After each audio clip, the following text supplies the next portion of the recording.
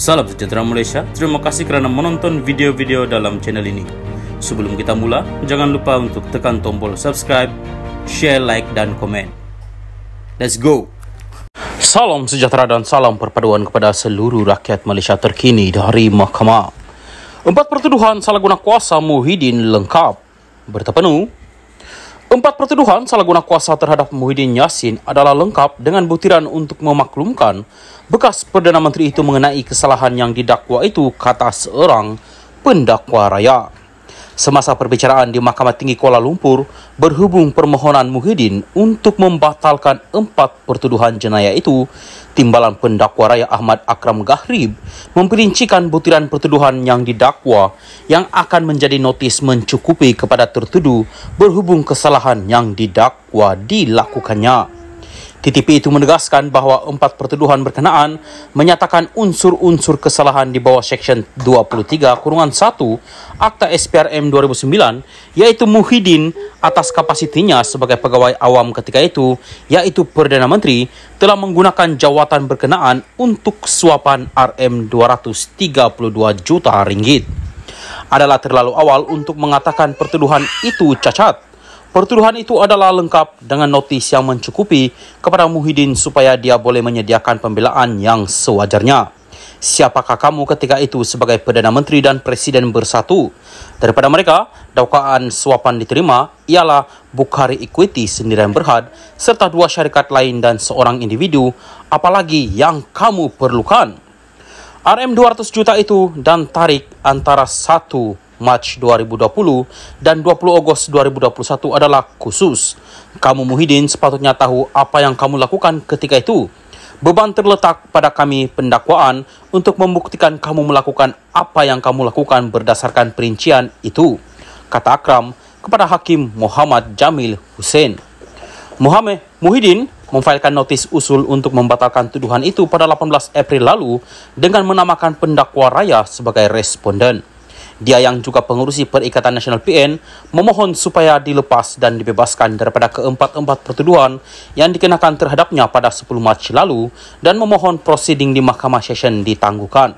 Melalui affidavit sokongan difailkan bersama notis usul itu, dia mendakwa 4 tuduhan adalah cacat dan tidak sah di sisi undang-undang kerana bercanggah dengan Seksyen 152 Kanun Acara Jenayah.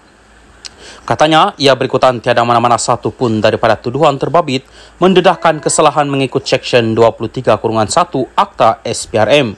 Muhyiddin 75 ketika menjadi Perdana Menteri ke-8 didakwa menggunakan kedudukannya untuk suapan berjumlah RM232.5 juta daripada 3 syarikat, iaitu Bukhari Equity Sendirian Berhad, Nepatris Sendirian Berhad dan Memfo Sendirian Berhad serta Azman Yusof bagi parti berkenaan.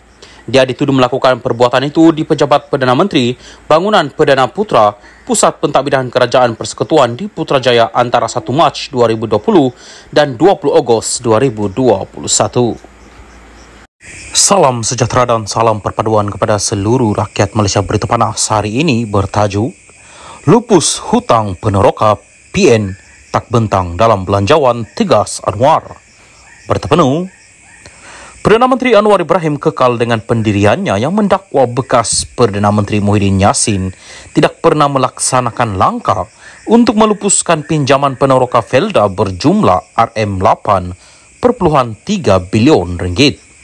Anwar berkata memang terdapat persetujuan untuk memansuhkan hutang peneroka Felda, tetapi peruntukan itu tidak dibentangkan dalam belanjawan negara pada 2021 dan 2022. Pengurusi Pakatan Harapan itu berkata dia meluluskan pelupusan itu pada penghujung Jun tahun ini. Saya bagi contoh, memang ada persetujuan dulu, tetapi tak selesai belanjawan 2021 di bawah PN 2022. PN tak ada peruntukan untuk menyelesai dan melupuskan hutang Felda. I stand by this record. Hanya dalam belanjawan madani untuk 2023, saya mula serahkan RM990 juta peruntukan awal untuk melupuskan hutang Felda yang hutang peneroka jumlahnya RM8.3 bilion ini, katanya pada Majlis Temu Anwar di Kedah hari ini. Muhyiddin baru-baru ini membidas Anwar kerana berbohong berhubung langkah kerajaan melupuskan hutang peneroka Felda.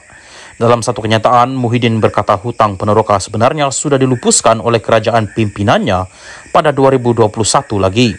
Anwar menuduh saya tidak melaksanakan pelupusan hutang Peneroka Felda. Ini satu pembohongan besar. Pelupusan hutang Peneroka Felda telah pun dilaksanakan ketika saya menjadi Perdana Menteri.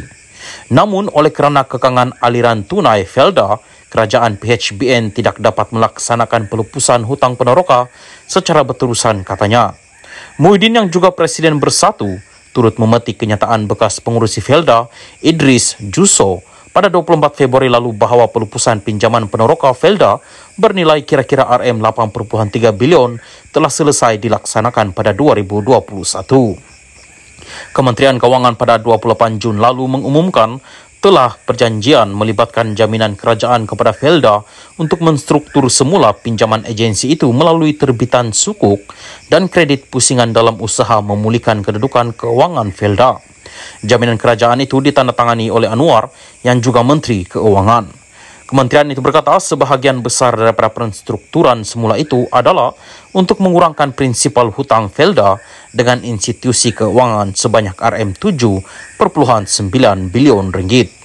Penstrukturan semula itu juga mengurangkan kos keuangan Felda terhadap kadar faedah yang dikenakan serta membolehkan Felda memberikan pemansuhan 80% hutang Peneroka berjumlah RM8.3 bilion yang dilaksanakan pada 2021.